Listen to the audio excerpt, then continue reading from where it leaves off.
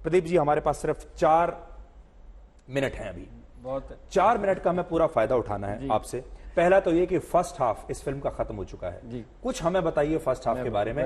ये फिल्म कैसी चल रही है? कांटे की टक्कर है, इसमें सस्पेंस है, या ये एक ऐसी फिल्म है जिसके डायलॉग और स्टोरी पहले से ही पता है सबको? देखिए, देश बहुत बड़ा है और जैसे आपने कहा आधी फिल्म हो चुकी है, तो मैं सिंपल भाषा में समझाने की कोशिश करता हूं। देश के अंदर 5-6 राज्य ऐसे हैं जो पूरा का पूरा लब्बो लबाज रखते हैं और जिसको हम निर्णायक कहते हैं, और बहुत बड़े बड़े राज्य हैं। मैं सबके एक्स फैक्टर को बताता हूं, राजनीतिक समीकरण बताने की कोशिश करता हूं, आप उससे अंदाजा लगा पाएंगे कि ये किस दिशा में जा सकता है चुनाव। हाँ। उत्तर प्रदेश की सबसे पहले बात कर लें। उत्तर प्रदेश के अंदर बीएसपी का प्रदर्शन कैसा रहता है और कांग्रेस और समाजवादी गठबंधन क्या कुछ कर पाता है, बहुत कुछ निर्भर करेगा कि बीएसपी का जो पिछले चुनाव में 19 के चुनाव में सपा बसपा का गठबंधन था, इसके ऊपर काफी कुछ निर्भर करेगा उत्तर प्रदेश के अंदर। ठीक।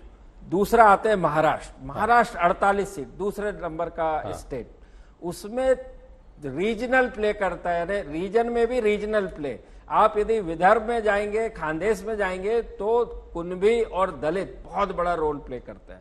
आप मराठवाड़ा और सदर्न महाराष्ट्र में जाएंगे, जहां पे कि आज चुनाव थे, वहां पर सारा का सारा खेल है कि मराठास कैसे वोट करते हैं।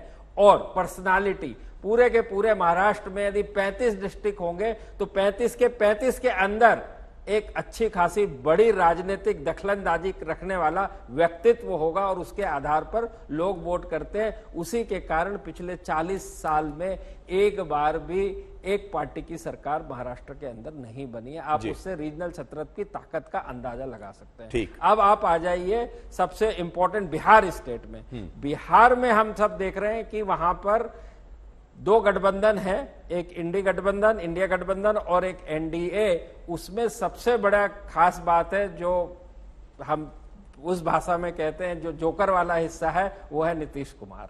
क्या नीतीश कुमार की वो वर्चस्व है जो कि 5 साल पहले था? उसके ऊपर काफी कुछ निर्भर करेगा। ये बात हो गई बिहार की।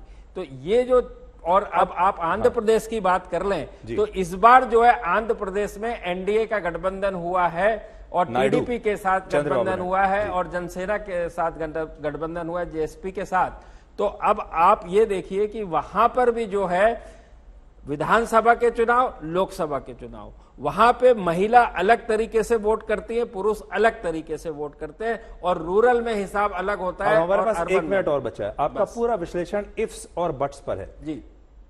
फर्स्ट राउंड हो चुका है, फर्स्ट जो है हाफ, कुछ तो बताइए। हमारे दर्शक डिसअपॉइंट हो जाएंगे। क्या आपको लगता है कि प्रधानमंत्री मोदी तीसरी बार आ रहे हैं? कम से कम सीटें भी हुई तो भी इतनी हो जाएंगी कि सरकार बन जाएगी, या आप कोई बहुत बड़ा उलटफेर देख रहे हैं? नहीं, मैं बहुत बड़ा उलटफेर तो कम से कम नहीं देख रहा हूं, इतना जरूर मैं कह सकता हूं। और मेरा हमेशा से ये मानना रहा है एक्सेस माई इंडिया में कि जब तक लास्ट वोट ना पड़ जाए, जब तक मेरे को नंबर मुझे ही नहीं पता, तो मैं कैसे, तो बड़ी विनम्रता से साथ मैं आपको और आपके दर्शकों से हाथ जोड़ के विनती करके कहता हूं, जो मेरे पास आज है नहीं, मैं आपको कैसे बता दूं। जी, लेकिन मैं आपकी जो लाइन पकड़ूंगा वो यही है जो आप कह रहे हैं कि कोई अप्रत्याशित इस तरह का नतीजा आपको दिखाई नहीं दे रहा है अभी। मुझे ऐसा नहीं लगता कि कोई बहुत बड़ा ऐसा उलटफेर हो जाएगा या वो हो जाएगा, मुझे ऐसा कुछ नहीं लगता। यानी एक ऐसी फिल्म है जिसकी स्क्रिप्ट और डायलॉग हमें पता है पहले से? ये पता तो नहीं है, लेकिन हम ये कह सकते हैं कि क्या होता है, चुनाव होता है कि इनकम्बेंट और इनकम्बेंट नहीं तो विकल्प। हाँ। विकल्पों का पूरा हिस्सा, यदि आपके पास अच्छा क्रेडिबल विकल्प है तो लोग अमूमन चले जाते हैं, लेकिन यदि आपके पास विकल्प नहीं है तो उन्हीं के साथ बढ़ते रहते हैं जिनके साथ। अच्छा, अब ये बताइए, सोशल मीडिया पर जब हम देखते हैं तो पूरा माहौल एकदम अलग लगता है, इतने कयास लगाए जा रहे हैं, पता नहीं क्या हो जाएगा। और जब जमीन पर जाते हैं, आप जमीन के व्यक्ति हैं और मैं सोशल मीडिया का माहौल आपको बता रहा हूं, व्यूज और ट्रेंड कर रहा है कुछ, आपको लग रहा है कि इन दोनों में बहुत अंतर है? सोशल मीडिया का माहौल, यूट्यूब का माहौल, और जमीन में जहां वोटर खड़ा है वहां का माहौल? देखिए, सोशल मीडिया जो है आज की डेट में पॉलिटिकल पार्टीज और नेताओं का अस्त्र और शस्त्र बना हुआ है। तो आप जो भी कुछ सोशल मीडिया में देख रहे हैं वो ज्यादा करके पार्टी और नेताओं की राय है, जो कि स्प्रेड या उसको वो प्रचारित करने की कोशिश कर रहे हैं।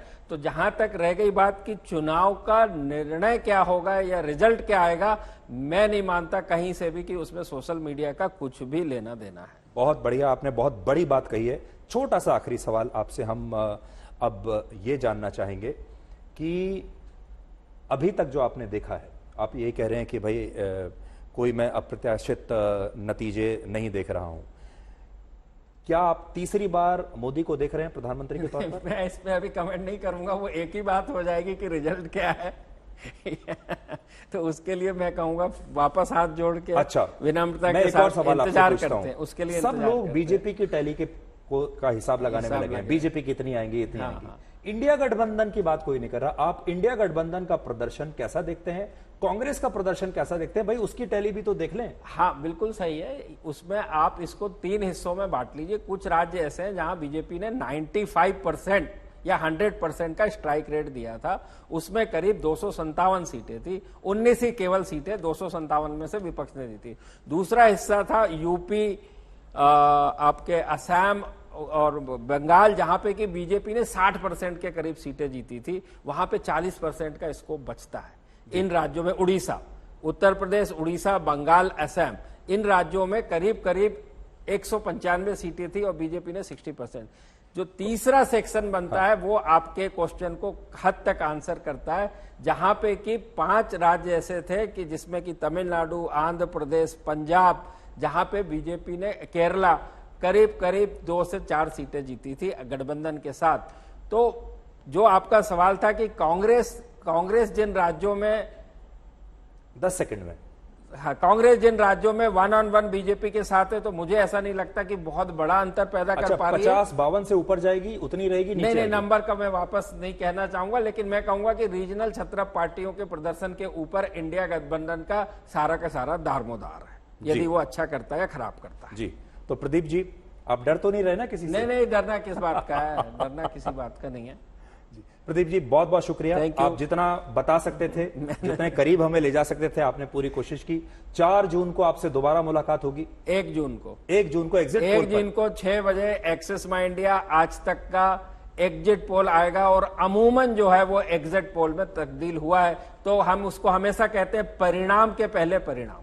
तो 1 जून को ही प्रदीप जी आपको बता देंगे कि क्या हो रहा है। जी, आपका बहुत बहुत शुक्रिया प्रदीप जी। तो आज के लिए ब्लैक एंड व्हाइट में इतना ही। अब आपसे हमारी अगली मुलाकात होगी कल रात 9 बजे, और तब तक के लिए आप खुश रहिए, सुरक्षित रहिए, स्वस्थ रहिए।